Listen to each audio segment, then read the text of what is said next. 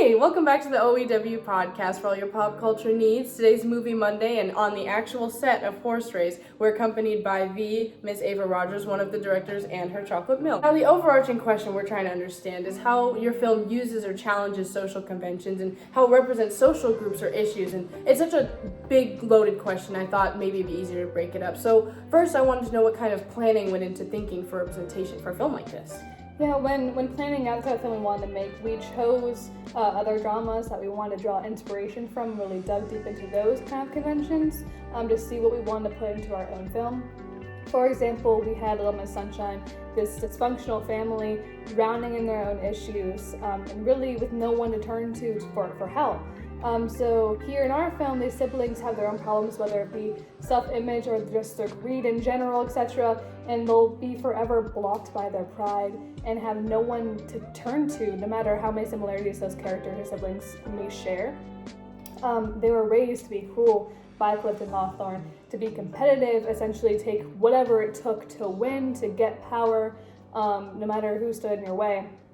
These characteristics can often also be used to explain the motivations and future plot points in the film. Or say with Wolf of Wall Street, there are these wealthy individuals who just become consistently corrupted. In the Hawthorne's reality, everything's about power. It's what they're accustomed to, it's what they're born and raised into, and it's what they keep grabbing onto. By looking at other films and media, we were able to actually analyze our own, essentially, and understand just how much thought and effort went into this production and planning process. Understood, definitely. Sounds like a lot of work. Do you have any other examples of kinds of representation surrounding this film? Yeah, I mean, a lot of work definitely went into Anne's character.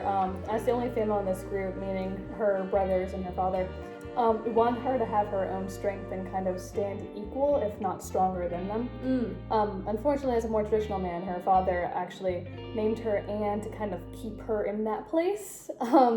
It's supposed to mean grace in a couple of different languages, and it's kind of thrown back into the older times as she never would have any power, so that though she was trained, she was also supplied with this false hope, and even though he knew the firm would never become hers in the first place. In the man's world, she was born a step behind, and her family tried to keep her there, but we wanted to show our audience the strength that comes from when people doubt you, especially for something as insignificant as your sex.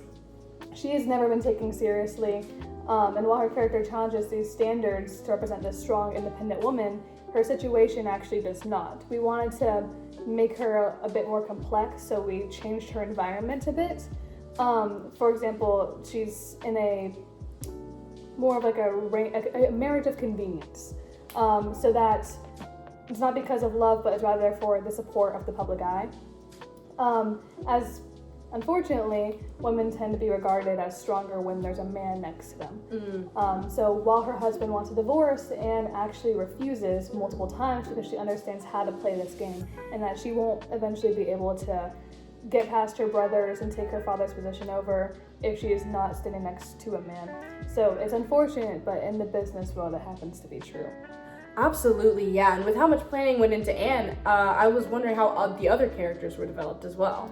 Well, with Zane, we wanted to show the effects of being an older sibling and the pressure that came with that. With how strict his father was, how many expectations were put on him, he was always weighed down by it, essentially. He was always taught that the firm was this birthright and something that he was always privy to and had to take ownership with. His name actually translates over to individual power to kind of isolate him in his strength. However, his reaction to these pressures is what really shapes his character with his self-sabotage. He struggled with self-image issues. I mean, always living in his father's shadow and never really knowing how to stand and be himself. As such, no matter how close he is to getting what he wants, he never fully succeeds. Whether it be because of sex, drugs, drinking, he dooms himself and has to start from the beginning. He also lacks a kind of accountability. Consistently, he blames his actions on the actions themselves and not his choices, saying it's not my fault, it's the action's fault for the outcome. and that's the reason why people hold him in this negative light. He represents the negative side of parental pressure and honestly can be a personification of self-hatred. And also, what about Eric as well? Because he was kind of on the sidelines. I was wondering how you developed him as well. Eric was an interesting character. I would say we didn't exactly know what to do with him when we were planning. We had this idea. We knew that he was going to be like more of an underdog and take up the position at the end, but we didn't know how relaxed he would be or manipulative, and it was a very strange line to walk.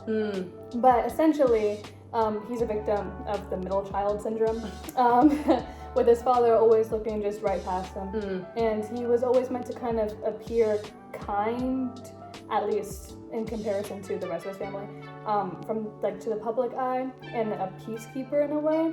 But we wanted to still show the corruptive side, even as someone who appears this nice in his family. And Eric actually needs to turn a ruler to kind of foreshadow his eventual takeover. I'm really proud of that name. Wow. The audience is to believe that he kind of avoided these awful characteristics of his father that both Anne and Zane inherited, and kind of go against the standards and behavior of this wealthy upper class lifestyle.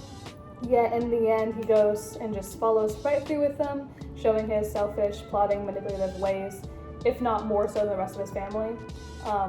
Then again, going with the standards representation of his family dynamic.